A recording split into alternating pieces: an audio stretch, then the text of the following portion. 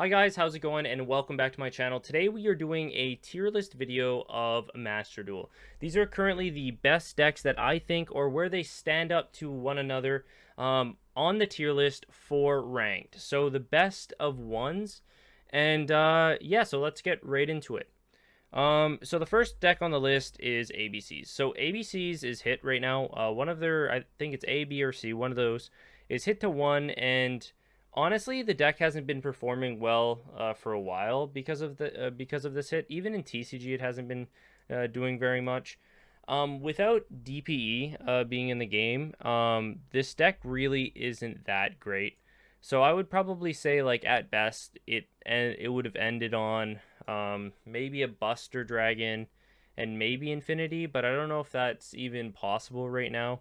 So currently, I'm going to put this in our fun decks.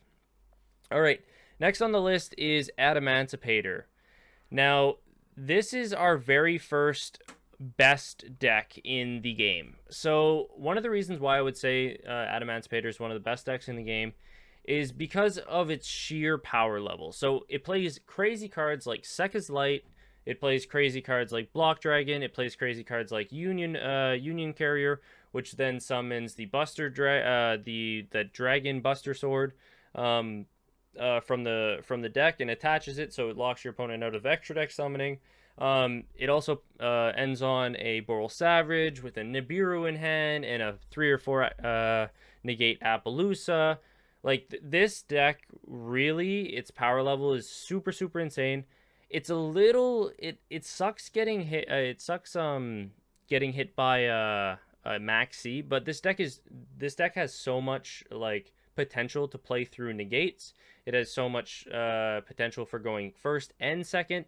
And also, like I said, it has a built-in mechanic where they can, like I said, make Union Carrier without any problems, attach Buster, and as well as just like make a plethora of just negates. So like I think Adamantipator, though I think it'd probably be on the end of these decks that I'm going to be putting up here, I believe it's one of the best decks in the game. So this next deck, I'm not very much familiar with the Ad Ignister. I seen other people do this. I know they put them in like tier 2 or something, but I'm not really going to comment on it because I don't know too much about it. So the next one is Invoked Shaddoll Dogmatica, and like just Invoked in general. So I think Invoked in general is one of the best decks in the game. I really don't think that anybody can sit here and say that Invoked just isn't powerful. Normal Summon Alistair is quite literally the best normal summon in the game, debatably. As well as like having all the Dogmatica support and stuff. They're missing, I think, Dogmatica Punishments hit or something, and Meltdowns to 2 and stuff like that. But the deck still performs at a crazy consistent rate, and with a meta that depends so much on extra deck, I believe that Alistair is at least tier 1. At least tier 1. The next deck on the list is Altergeist. So this is going to be our first tier 2 deck. Altergeist has always been performing well with only one Marionetter, and that's saying something for a deck that relies on trying to get Marionetter. And for it to be even this high just at 1 is pretty crazy. It plays a lot like many of the trap decks, but they where they like play a bunch on your opponent's turn. But with Altergeist, you can also activate effects in response to your opponent's impermanence and all that kind of stuff. So you net advantage off of your opponent playing the game. And then when you set up your board, you play a bunch of floodgates so your opponent doesn't play the game. So when your opponent plays the game, you plus. When your opponent doesn't play the game, you set your floodgates. Like it's a really solid deck, and I think it at least deserves to be in tier 2. The next deck is Burning Abyss. So like Orbital Hydrolander, Burning Abyss, like just pure Burning Abyss with like all the traps and stuff.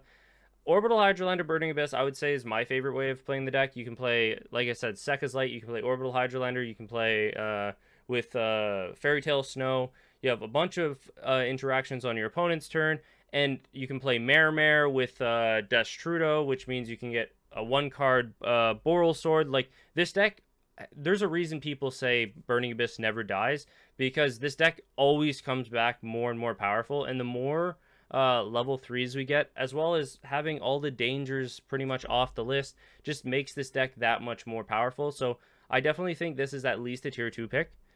The next deck on the list is Blue Eyes. So Blue Eyes is, I would say, probably in the tier 3 rogue category. It is getting more support, and the deck's becoming slowly better and better. And it can consistently make Chaos Max now. However, making just Chaos Max and setting 2 cards oftentimes doesn't get you where you need to be. And the thing is, with a deck like Blue Eyes, it's known for bricking, so it's not as consistent. And in order to be in like the top categories of decks, at least in the top 2, like the top decks in tier 1, maybe even tier 2, is to have at least some sort of consistency to it, or at least have some sort of perk that allows it to be a little bit better, or more justified. So the next deck is Cyber Dragon. So Cyber Dragons, without any explanation, I think belongs either the top of tier 3 or below tier 2. Probably tier 2. Cyber Dragons has like a really powerful going second matchup, obviously, against most things. They can play through so much disruption. They can make infinities, and they can OTK out of nowheres. Like, I just think Cyber Dragons have a power level that most people don't really realize to them. Next deck is Dark Magician. Now, unlike Blue Eyes, where Blue Eyes has something they're doing right now, Dark Magician really has nothing going for it.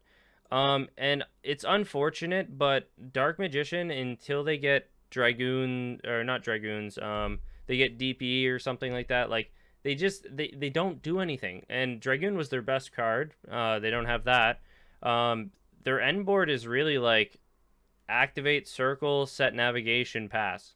And I don't know about you guys, it was good in Duel Links, but it's not good in a meta, especially against like Adamantipator that puts up like 19 negates. You can't special summon from the extra deck.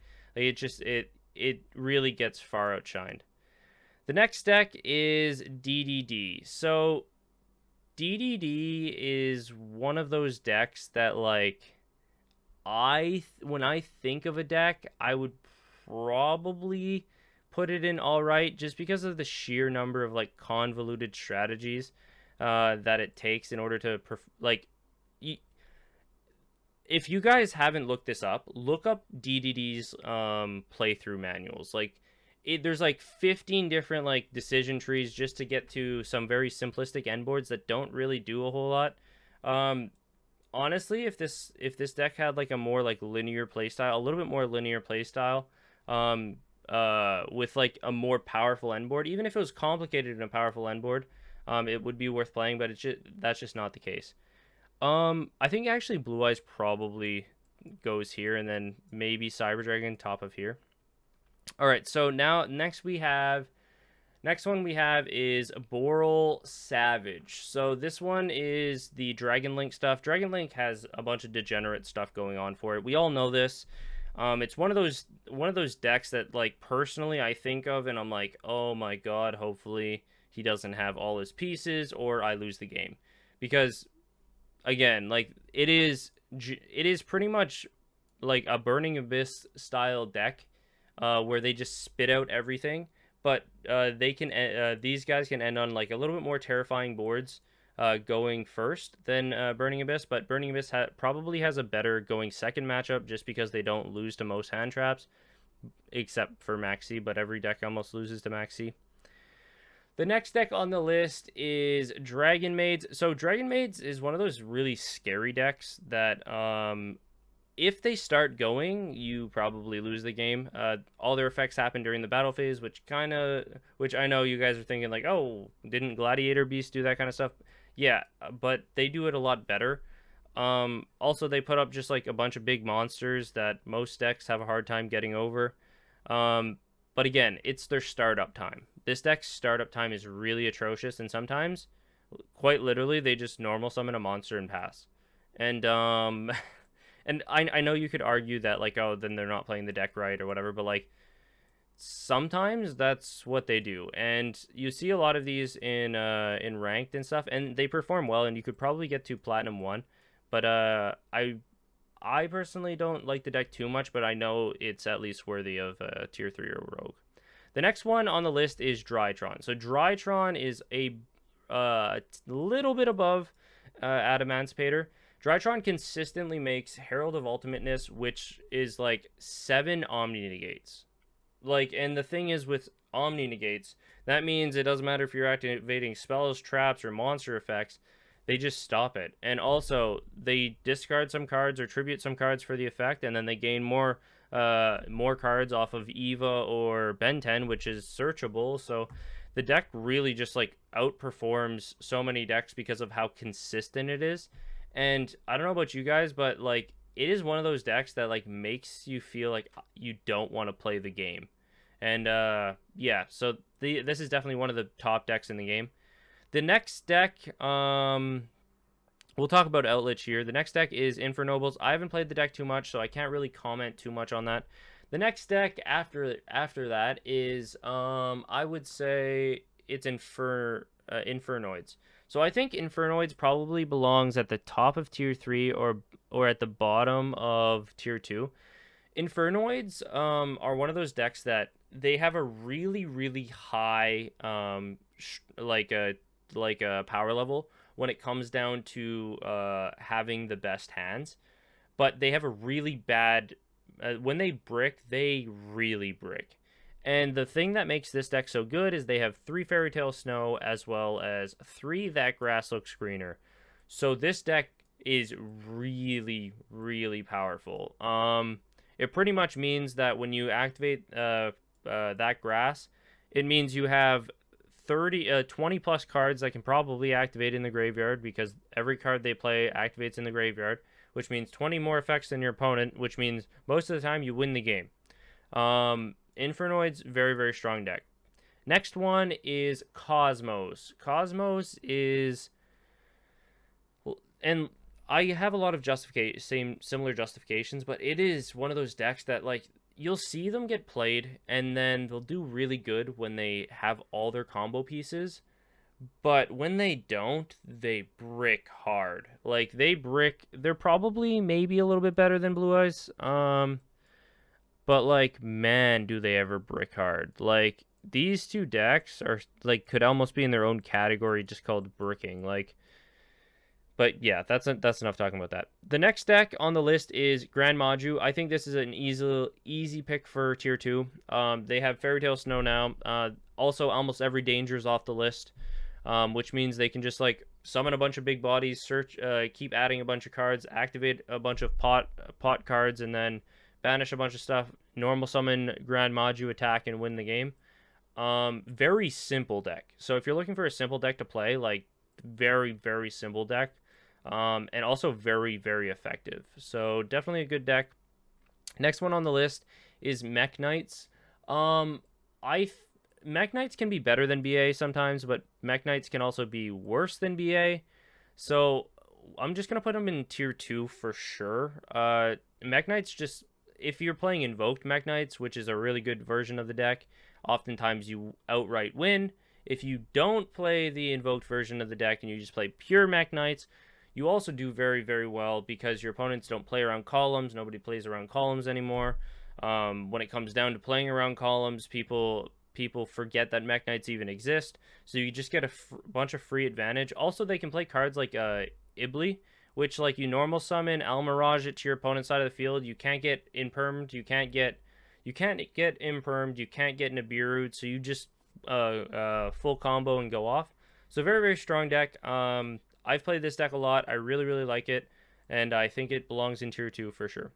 Next deck on the list is Necroz. I think Necroz, though I wish they were a little bit higher up, I do think they belong in all right.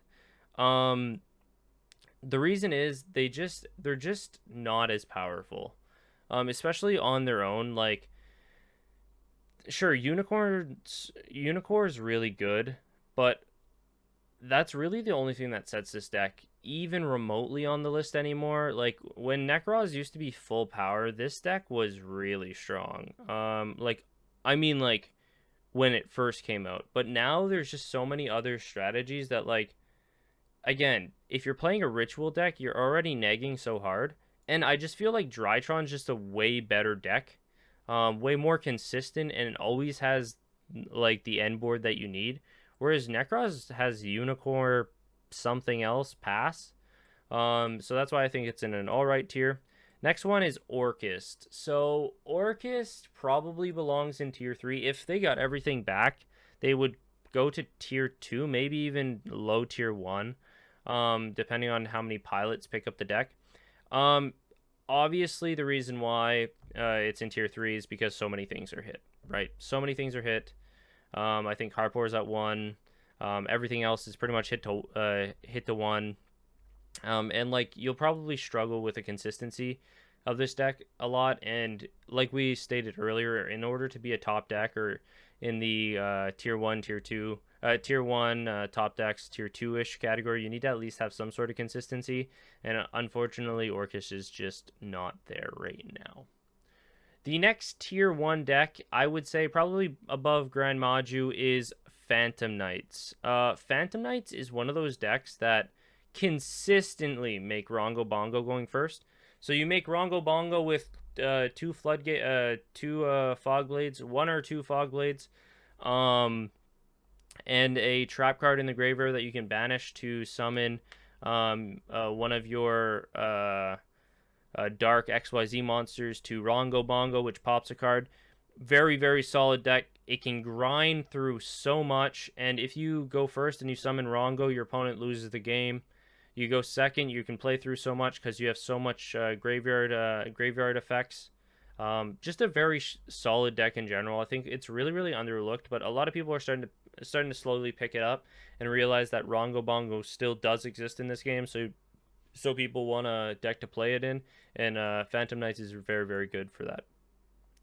The next deck on the list, I think a little bit above Phantom Knights, is Prank Kids. The reason why Prank Kids is so good, and maybe Prank Kids is better than Alistair, I don't know. But Prank Kids is so good because you only need one of your Prank Kids and it's full combo. You only need, if you get 2 Prank Kids, which you max out on every card, so you have 20 Prank Kids in your deck. You have full combo plus 2 Regekis on your opponent's turn, which is pretty good. And also, all their effects happen in graveyard, so you can play cards like Skill Drain in Master Duel. So that's something that I think everybody should consider picking up if they end up playing Prank Kids. Also, it's not that hard of a deck to learn. Pretty much like you normal summon one, you go into the cat, and then they go to the graveyard, they activate their effect to burn your opponent, destroy, send a card from deck, and then special summon another Prank Kid name. So very, very solid deck. Super easy to play. Would recommend. The next deck on the list is Paleozoic. So Paleozoics, I believe, belongs in tier 3 as well. They have access to like Card of Demise. They have access to obviously all the crazy trap and floodgates that's going on right now. But also ultimately they're just they're a trap deck, right? They're a little bit worse than Altergeist, because Altergeist, when your opponent activates stuff, you start responding with monster effects in hand. But with Paleozoics, you kind of rely on the frogs, which, again, at the end of the day, they don't react to your opponent's effects, so they're a little bit worse because they're not as reactionary when you're going second. Whereas Marionetter, you can at least react to your opponent in some capacity. Like you can activate Imperm, and then activate Marionetter, and then keep going.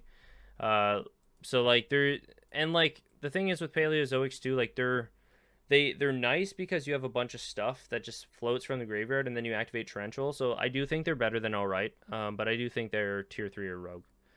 Next one is Spiral. Spirals, I think, also belong probably higher than both of these. yeah, Spiral has everything in the game. I think they're just missing. Obviously, a lot of things are like limited or whatever, but their end board can pop a bunch of cards during your opponent's turn. It's like a crazier Trident effect. They also have a bunch of negates that they can set up. They can do they can pretty much U-link your opponent. Not pretty much, they can U-link your opponent. Also going second isn't too bad, but also they're not as consistent. Their power level is really really high, but they're just not as consistent. But yeah, so Spiral is very very strong deck. Very good deck to get to platinum too. So the next deck on the list is Thunder Dragons. I'm gonna put them near the bottom of tier 3 just because of how many things are hit. They have Colossus to 1, and then they have some other Thunder Dragon main cards that just aren't there right now. And unfortunately, like Colossus is really good, and Colossus is like, it's kind of like the same thing with how certain decks are held up by one card. If Colossus was banned, the deck would probably be like a fun deck, honestly. Maybe even an alright deck. It'll probably get played like it used to with Sekka's Light and Fairy Tale Snow, but I don't know if that deck is as strong because you don't have Eclipse Wyvern and stuff, so we'll see where like the meta shapes up. But Thunder Dragons are still worth noting that if you summon Colossus again, most of like the top decks that search a bunch, they probably lose the game unless they have a negate. The next deck on the list is Trap Trick. So Trap Trick, I probably would put them here, maybe a little bit. I don't know. Both, like, they could end up in either category.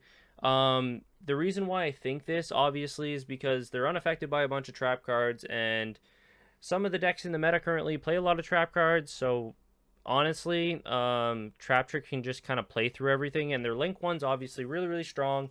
And they can play cards like Torrential Tribute, which just blows up the entire field with no problem whatsoever. So I think that's why this deck shines right now, because there's a lot of traps in the meta. Next deck is Tri-Brigade. So Tri-Brigade is one of the best decks in the game. No argument here. Like, absolutely one of the best decks in the game. I don't think anybody can even argue this. When Master Duel Meta did a tournament, the Tri-Brigade variant of this deck won a bunch of just like tournaments from a bunch of other creators. Leerloose Tri-Brigade has been winning. Like, honestly, this deck has so much potential, and their end boards are super consistent. And honestly, having 2 spell and trap negates, 1 monster negate, 1 omni negate, and like 4 compulses is also a really good reason for people to play the Leerloose version. So I just think this deck is one of the best decks to play. Now, Live Twins. I haven't played the deck, so I'm not going to really comment on it. I'm sorry if any of you guys play Infernobles, Adignist, or Live Twins. Next deck on the list is Virtual World. Virtual World, I believe, is probably the fourth here. It could also be the 5th. It could also be top of tier 1. I'm not sure, but Virtual World is literally the thing that holds this deck up is VFD. Okay? VFD gets banned, this deck goes down to tier 2 easily, right? Like, probably bottom tier 2. Maybe top of tier 2, I don't know, but it goes down to tier 2 without VFD. This deck consistently makes VFD every single turn, every single game, without a second thought. It makes VFD. And unfortunately, we have to respect what VFD does. VFD just says your opponent cannot activate card effects with this attribute, and declares an attribute, and everything becomes that attribute. Also, your opponent cannot attack. So your opponent just pretty much passes their turn, and Virtual World can special summon a bunch of monsters and then kill you the following turn. Also, if VFD wasn't around, they do have a Macrocosmos on legs that's like unaffected by everything, which is pretty strong, but I don't think it would warrant it being up here if VFD was not a thing. But still a really strong deck. I still promote anybody to pick this deck up if that's the type of playstyle they want. Very consistent, I will say. Next deck is Black Wings. Black Wings doesn't do a whole lot. I'm going to be real with you. Sure, you have full armor master, which is like unaffected by a bunch of stuff, but like to be real with you, this deck's so dated. They need so many new cards in order for this deck to actually do anything. Um full armor master just pretty much says I can't be affected and that's it. Like I'm sure there's like some cute combos you can do, maybe with the Hulk combo, Hulk stuff, but like you get locked into darks. Honestly, I think this is more of a fun deck rather than a deck you should pick up. Obviously, pick up the deck if you enjoy it.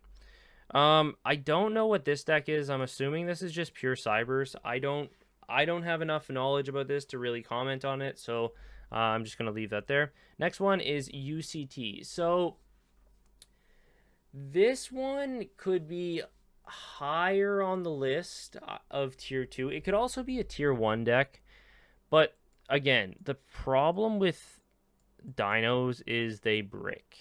And I know everybody's probably saying, "Yeah, every deck can brick. Every deck can brick." You're right, every deck can brick. But every deck doesn't brick like Blue Eyes, right? Every deck doesn't brick like Cosmos. And this is probably one of the sole exceptions for bricking, for as like a bad bricking deck in tier 2 that would still represent a strong presence in tier 2, because I think again, like, the power of UCT is just so strong, and it's consistent enough. Just again, it can brick, so I think it belongs in tier 2 for sure. The next one is Fluffles. So Fluffles is definitely an all right deck. Probably, maybe DDDs go. Probably top of all right.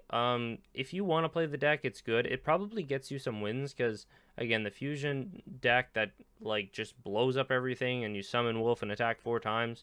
Like, it's pretty simplistic too. So I think people who want a more simplistic deck, I think, to be honest with you guys, anything from all right and up you could get to platinum 1 with for sure.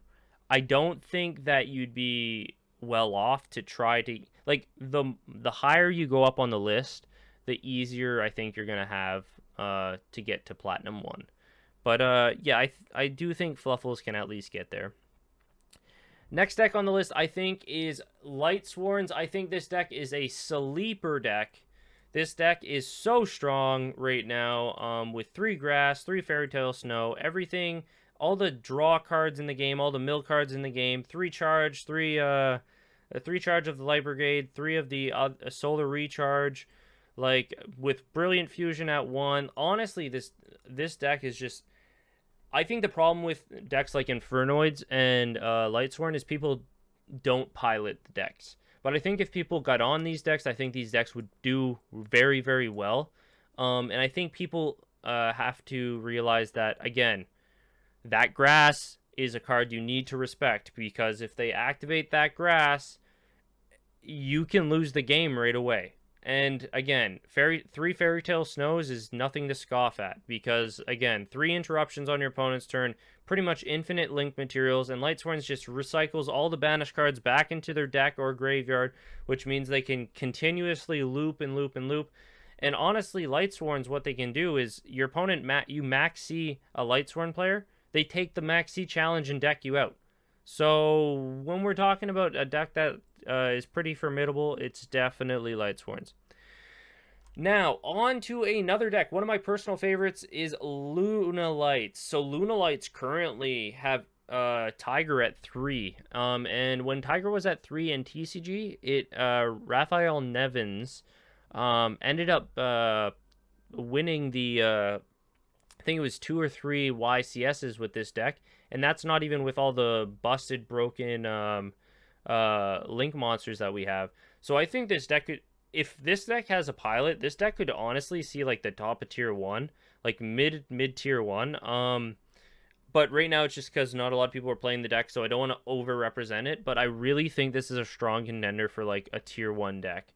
So that's why I think it belongs at the top of tier 2 for sure. Honestly, you can just, again, having like 6 monster reborns or 4 monster reborns every single turn is enough for this deck to for you guys to understand that this deck is really, really good. Excuse me. Next deck is Madolches. Madolches is one of those decks that I think belongs up there with Cyber Dragons. Perhaps it has a little bit better going first than Cyber Dragons does. I'm not too sure. Like these two are probably interchangeable, but Madolches going second can pretty much break any board if they have the right hand, which is really nice because they could also pair that with playing cards like kaijus and all that kind of stuff. And then again, they just shuffle everything into they just shuffle every single thing into your opponent's deck and then attack you directly. So it's very, very strong, very, very easy for people to end up winning with Madolches. And I think honestly, if you're looking for a going second deck, it's either Cyber Dragons or Madolches to pick up. Next deck on the list is Monarchs. So Monarchs is one of those decks that I think personally I don't like too much just because I've played against them enough to realize that they're just a floodgate deck. However, they have Pantheism to 3, which is no joke because that card is like a search any card in your deck, draw 3 cards or 2 cards or whatever it is. Like this card is really, really strong. However, everybody knows, just like every other deck on this list, barring the fluffle ones, it bricks really bad. Like it is known for bricking, and honest to God, when it comes down to a deck that bricks, I don't know if Blue Eyes bricks harder than this or what, but if you brick with Monarchs, you simply lose the game. You simply lose the game because they're so reliant on activating their Monarchs cards that stop your opponent from playing that you can't really push forward. And it's unfortunate, but that's why I think they're in an all-right tier. You could probably still get the platinum with it, but I don't think this is like the go-to deck. Still a good deck, though, but I don't think it's the go-to deck. Next deck on the list is definitely Pendulums. I think Pendulums are a very good deck. They have everything almost in this game. Obviously, they're still missing some cards. Let's be real here. They're still missing some cards. Triff's in the background saying, "Pen best deck!"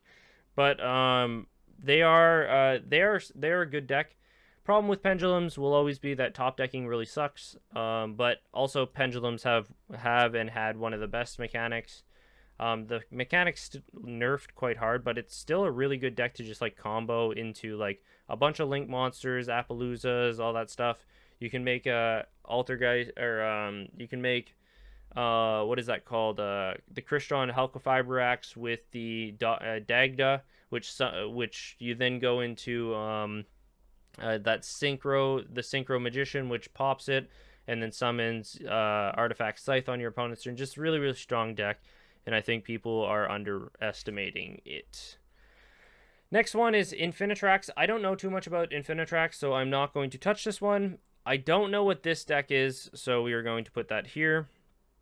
Salamangreats probably, I would say it's probably a low tier 2 deck, to be honest with you guys, because again, if we're talking about consistency, Salamangreats always ends up on the same board, right? They always end on the same board they need to. Going first, going second, they always end on the same board. I don't think they're tier 1 or top or the top deck because they don't have a high power ceiling. However, if you're talking about consistency, this deck really is one of like the top most consistent decks. It's just, again, they don't have that much of like a power curve to them that's really needed to compete with like the higher decks on the list. Next one is Shadal's. I think Shadal's belongs probably, I don't know, maybe here. They could probably be interchangeable with Dinos. Shadal's obviously a strong deck. You can play with Invoked. You can play it pure. You can play it however you want to play it with Dogmatica, stuff like that. Obviously, there are better versions with probably Alistair in them. But again, Wind is really strong. Construct's really strong. All these cards are really strong. Shakanaga, I think it is, really good card. Like, send a bunch of cards from your graveyard, extra decks to your graveyard, pop a bunch of cards. Honestly, very, very strong deck and very restrictive deck. So, like, it restricts your opponent to either summoning once or they have to watch out which special summon monster they get. Like, just a good deck in general. Solid tier 2. I don't think it's tier 1 without, again, like the dogmatic Altergeist, all that stuff. But pure, probably still good. Now we have Skystriker. Skystriker is the top of tier 1. I was talking to one of my buddies about this. I think Skystriker could also be replacing Adamantipator. And the thing is, maybe in some cases, Skystriker is better than Adamantipator because unlike Adamantipator, Skystriker only needs 1 or 2 monster. Like they only summon one or two times, so Maxi doesn't really hurt them too much. And as well as like you can't really get Nibiru'd in Skystriker. Obviously, when you're doing your access code play, you can get Nibiru'd, but most of the time, like Nibiru is just like inefficient against Skystriker, and a lot of people are playing Nibiru right now. Unlike in Adamantipator, which Maxi really hurts, and as well as Nibiru, which Nibiru really hurts the Adamantipator deck. So that's why I think it's here. It could also be here. So just pay attention to that, guys. The next one on the list is Subterror. Oh, jeez. The next one on the list is Subterror. I think Subterror is where did I put it? Subterror is probably. Oh, actually, it got put in the exact spot that I wanted it to go. Subterror is one of those decks that it struggles to start up as a trap deck, but once it starts going, it is much more powerful than Paleozoics. It is one of the most oppressive decks. Because your opponent activates something, you discard, you negate, you activate your trap cards, you negate, you flip, your opponent activates a monster, you return it back to hand, your opponent activates a monster, you send it to the graveyard, oh, you attack me, oh, now my monsters are 4,800 attack and defense. It's a really oppressive deck when it gets going, but again, starting up with Subterror, it's really slow, so that's why I put it there. The last one is True Draco. True Draco is a tier 3 deck. It is one of the last decks on the list that I would say is probably still a good deck. It's probably higher than Thunder Dragons, to be honest. It has everything, I think, apart from like Masterpiece. And also, this deck only gets stronger with the more floodgates that gets added. It's the same thing as some of the other decks that we're going to list, but when you can play cards when you can play 6 skill drains in your deck, and your opponent loses to seeing 1 skill drain, I would say it's a pretty good deck. And also, you just tribute your spell and trap cards and then pop cards your opponent controls.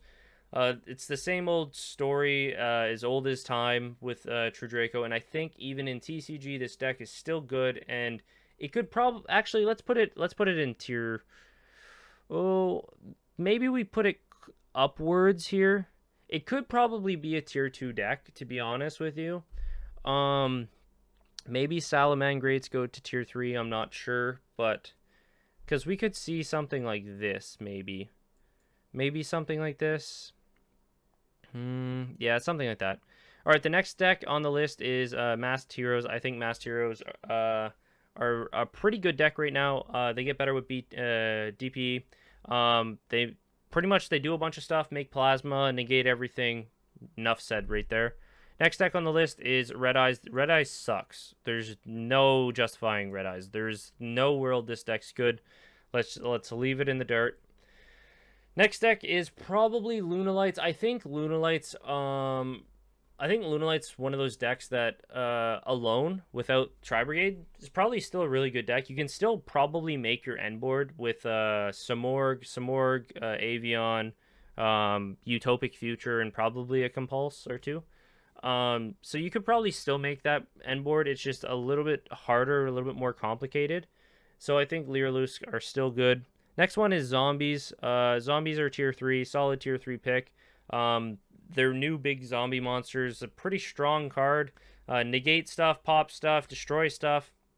Very easy for them to get out. Problem is, if you stop that card, then you're open to a lot of attacks. So they're really a boss monster reliant deck. Obviously, they have a bunch of engrave effects, and Zombie World Rivalry Lock is still a thing, so that's something that you guys have to pay attention for if you're playing this deck. But also, just an overall good deck. Next one is Pure Zodiac. I don't think I have any explanation to do here. Pure Zodiac's pretty good. even though it has so much hits to it, like this deck has so much hits, and like unfortunately, like it hasn't stopped it. Like it has like what 6 hits to the deck or 5 hits or something like that, 4 or 5 or 5 hits to the deck, and it's still performing at a solid tier 2 pace because again, it's just a Zeus machine. I do think it's significantly less powerful when it's just pure. But again, you just supplement that kind of stuff with a bunch of hand traps. I think you do see where it shines when you play it with Brigade. And lastly, the best deck in the game, in my personal opinion, the most oppressive, degenerate, brain-dead deck in the world, sorry if I'm offending any Outlich players here, is Outlich. Oh my god, is this deck annoying to play against. It is hard to play against if you're a combo deck. This deck is freaking crazy because all it does is it summons Golden Lord and then sets a bunch of trap cards that say you can't special summon, you can't activate monster effects, you can only control one type of monster, I'm gonna omni negate everything, and then you lose the game. So like honestly, this Outlich is one of those best, and I'm joking around. Obviously, Outlich is a really, really strong, powerful deck. It's not expensive in a Master Duel, so I definitely recommend people to pick it up. It is one of those decks though. When it comes down to like playing a deck that you really enjoy, eventually you'll probably like fall off of it. But it's a deck that you can always go back to because it's not hard to remember how to play. Like I said, like the joke is you really just summon Golden Lord and set your trap cards. Your turns don't take long. Your opponent sees skill drain half the time they scoop, and you win the game. So it's a good deck. I think when it comes down to it, this is the best deck because of how simplistic it is and how much you can rely on floodgates. And honestly, if floodgates got hit in this game, if all floodgates went to 1, they would just play all the floodgates to 1. And then probably still have the same deck. So this deck is probably going to be consistently one of the top decks in Master Duel for a very long time, unless Konami really slaughters this card. But there is a reprint of this, not reprint, an alt art coming out in the TCG in the very near future. So something tells me that they're not going to be getting rid of Outlich. So if you haven't done so already, pick up Outlich if this is a type of deck for you. But yeah, this is my tier list video. Thank you guys so much for watching. If you guys watched to the end, you guys are awesome. If you guys didn't, that's totally fine too.